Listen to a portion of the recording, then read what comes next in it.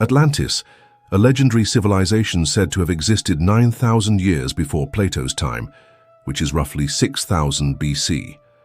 The Atlantic Empire had grand palaces, wondrous works of art, a powerful military and advanced technology. But eventually, the island nation was swallowed whole by the ocean.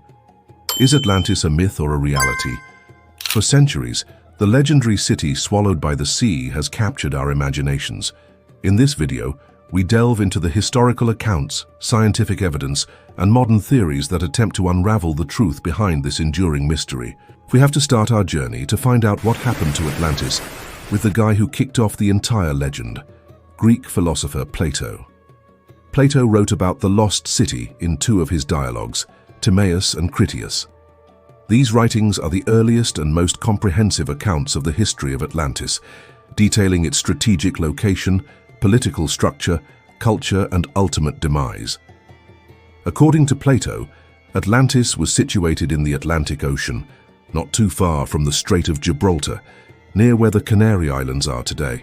The Atlantic coastline was extensive, with one side facing the west, another the north, and a third the east. It boasted 9 cities, each distinct in character, yet united under a common government. The Atlanteans were known for their strength, their love for war, their fierce independence, and their advancements in science, art, and architecture. Their society was structured like a ring of 360 priests who ruled over 10,800 pairs of male lovers. No gold was used in their jewelry, only silver and the native metals of the region: iron, copper, tin, lead, and orichalcum, which is an alloy of copper and zinc. Plato's account suggests that the Atlanteans reached the height of their power and wisdom in the 9th century BCE when they launched a naval expedition to the Mediterranean coast of North Africa, where they encountered the Egyptian pharaohs and gained access to sacred knowledge and advanced technologies. But then they began to grow arrogant and started to attack other countries instead of trading with them. In Plato's words, they abandoned moderation and fell into extravagance. Soon after, they were punished. First, earthquakes devastated their cities, and then a tidal wave rose up and overwhelmed the land, swallowing the city and people of Atlantis into the sea. As a result, all the rich resources and advanced technologies became hidden under the waves. It was as if the god Poseidon himself was angry at what the Atlanteans had become and took away everything they had built. In addition to their political ambition and love of war, Plato also highlights the Atlanteans' passion for art and philosophy. They venerated Poseidon as their chief god and built great temples and monuments in his honor, such as the Isle of the Blessed, a place of peace and wisdom, accessible only to the purest of souls. Yet despite their achievements and sophistication, the Atlanteans ultimately met a tragic end, consumed by their own hubris and greed. When it comes to whether Plato was pulling our legs or was telling us about an actual place, there is no simple answer. After all, he was a philosopher, not a historian, and his work often blended fact and fiction to convey moral and philosophical lessons. Some scholars believe that Plato created Atlantis entirely in his own head, as a literary device to illustrate his philosophical ideas.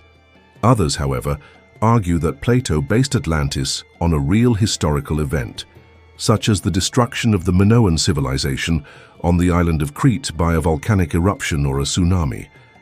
Plato may have learned about these events through stories told by sailors and travelers who had witnessed the aftermath of the disaster firsthand. However, as there are no surviving records of Atlantis outside of Plato's dialogues, we can never know for sure. What is certain is that Plato's Atlantis inspired countless writers, artists, and thinkers across the ages. From Edgar Allan Poe to Jules Verne, the legend of Atlantis has been a staple of popular culture, most recently in the form of a film franchise. Of course, you need to take everything written in Plato's dialogues with a grain of salt, because some of it is downright weird. For example, in Book 2 of Timaeus, Plato describes the Atlanteans as having lived in an age of great spiritual wisdom and enlightenment. He claimed that they were blessed with extended lifespans and physical perfection, living up to 6,000 years and standing 6 cubits tall, which is around 9 feet. However, over time, the Atlanteans forgot about the gods and strayed away from their righteous path, choosing war and tyranny instead. This corruption led to a weakening of their bloodline until they were eventually wiped out by the rising sea. However, Plato assures us that there were some survivors who fled to other lands and carried on the Atlantean bloodline. The enduring appeal of the Atlantis myth is perhaps best summarized by Will Durant, who stated that all Atlantis seems to be saying to us is this: beware of progress, beware of corruption, beware of the sea.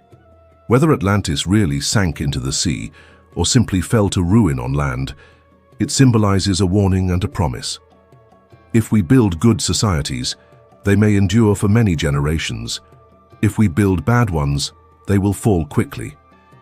Perhaps this is why the quest to locate Atlantis has endured for so long, capturing the imaginations of those who seek to uncover lost civilizations and hidden knowledge. Archaeologists have proposed several candidates for the real-world location of Atlantis, including the island of Santorini in Greece, which was home to the Minoan civilization that was destroyed by a volcanic eruption around 1650 BCE. Other possibilities include the Turkish city of Troy, which was excavated by German archaeologist Heinrich Schliemann in the 19th century and revealed the ruins of a Bronze Age citadel. Yet another intriguing contender is the Indian city of Dwarka, mentioned in ancient Hindu texts as the capital of the legendary kingdom of Dwarka, which was ruled by Lord Krishna. According to the epic Mahabharata, the city was situated on the western coast of India, in the Arabian Sea, and was known for its wealth, prosperity, and advanced technology. However, as there is no conclusive evidence to support the identification of any of these sites with Plato's Atlantis, the debate continues to rage on. Scientists have put forward interesting theories about what could have caused the destruction of Atlantis. One hypothesis suggests that a violent volcanic eruption in the Mediterranean or Atlantic Ocean could have resulted in a massive tsunami that submerged the landmass. Another theory proposes that tectonic plate movements could have caused the sudden sinking of Atlantis into the sea. Additionally, rising sea levels due to climate change or other natural disasters may have contributed to the disappearance of Atlantis. The exact mechanism behind the sinking of Atlantis remains uncertain, but scientific studies are shedding light on the potential geological events that could have led to its demise. Numerous geophysical studies have attempted to locate the lost city of Atlantis using sonar technology to map the seabed and search for underwater structures or artifacts.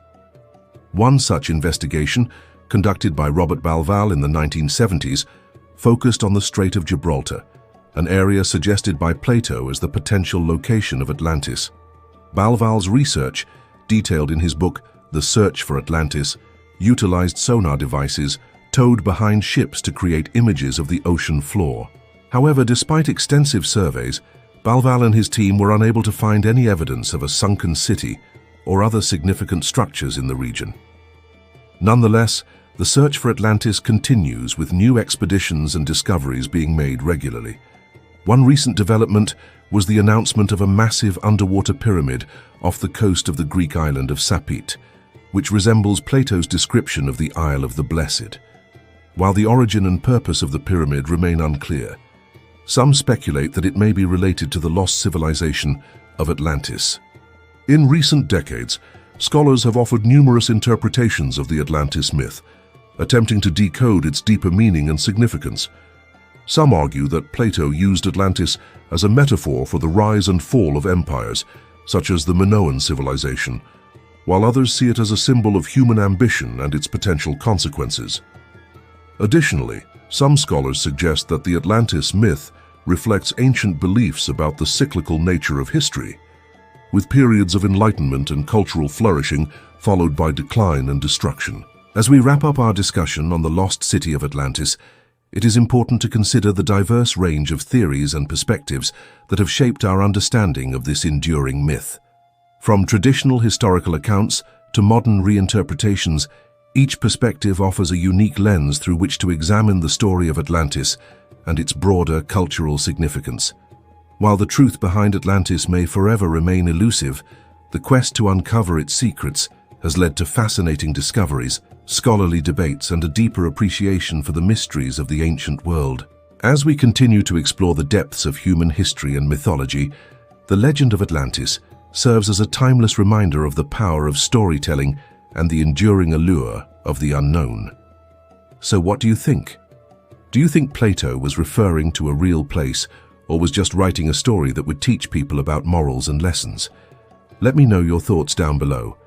Thank you for joining us on this journey to discover more about the lost city of Atlantis. We hope you enjoyed exploring the historical accounts, scientific evidence, and modern theories surrounding this enigmatic civilization.